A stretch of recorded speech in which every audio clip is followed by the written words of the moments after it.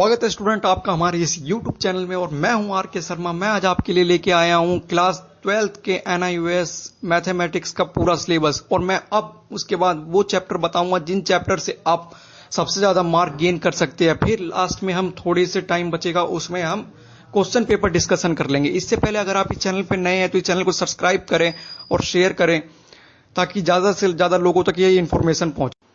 Student आपके इसमें कुल 11 मॉड्यूल है जिसमें से 9 कंपलसरी है, यानी लास्ट के जो 3 मॉड्यूल है वो ऑप्शनल है। उनमें से कोई एक मॉड्यूल आपको करना है।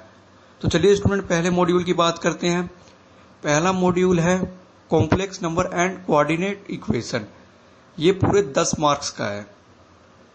दूसरा मॉड्यूल है डिटरमिनेंट एंड मैट्रिसेस, ये भी 10 मार्क्स का है। आपको मैं 9वें मॉड्यूल 10वें और 11वें का बताता हूँ।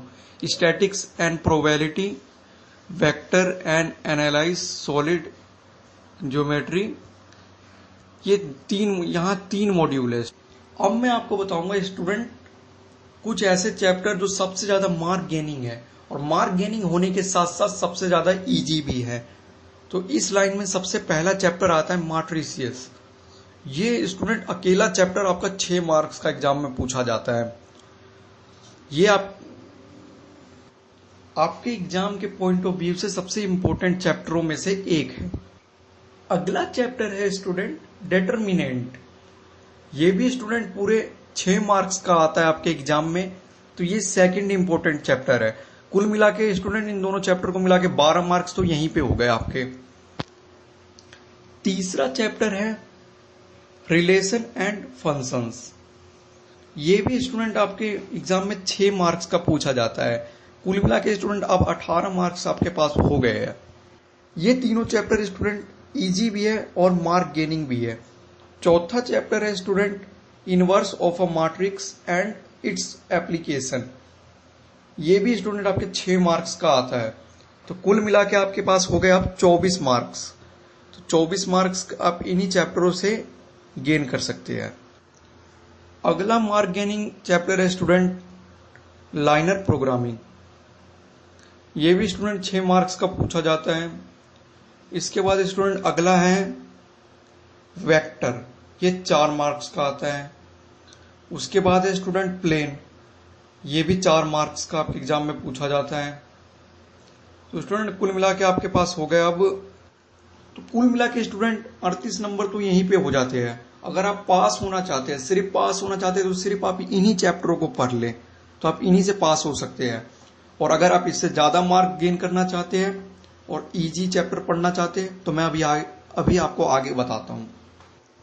इसके बाद स्टूडेंट अगला मार्क गेनिंग चैप्टर है इनवर्स ट्रिग्नोमेट्री फंक्शंस।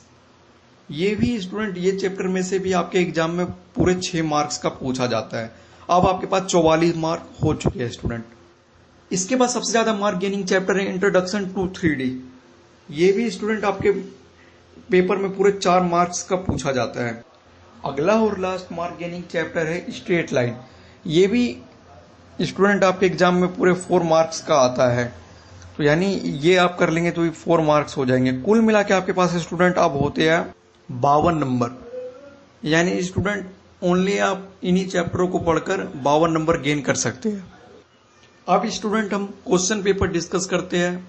तो क्वेश्चन में कौन से कितने नंबर के क्वेश्चन आएंगे, क्या है क्वेश्चन पेपर, अब देखते हैं। अब स्टूडेंट हम लास्ट 1 मिनट में क्वेश्चन पेपर डिस्कस कर लेते हैं क्योंकि मैं आपका ज्यादा टाइम बर्बाद नहीं करूंगा। तो चलिए स्टूडेंट अब क्वेश्चन पेपर हम देखते हैं। आपके क्वेश्चन पेपर में स्टूडेंट कुल यानी टोटल 33 प्रश्न आएंगे। 4 पार्ट में आपका क्वेश्चन पेपर डिवाइड होगा, ABCD।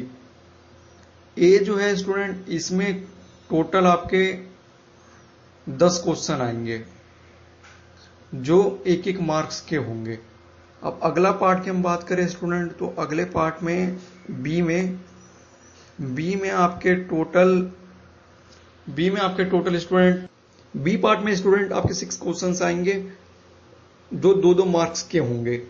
सी पार्ट जो है स्टूडेंट ये है 17 से 28 तक, यानी इसमें टोटल आपके 11 क्वेश्चन आएंगे जो 4 मार्क्स के होंगे। लास्ट डी पार्ट स्टूडेंट 29 से लेकर 33 तक है, जिसमें सभी क्वेश्चन 6-6 मार्क्स के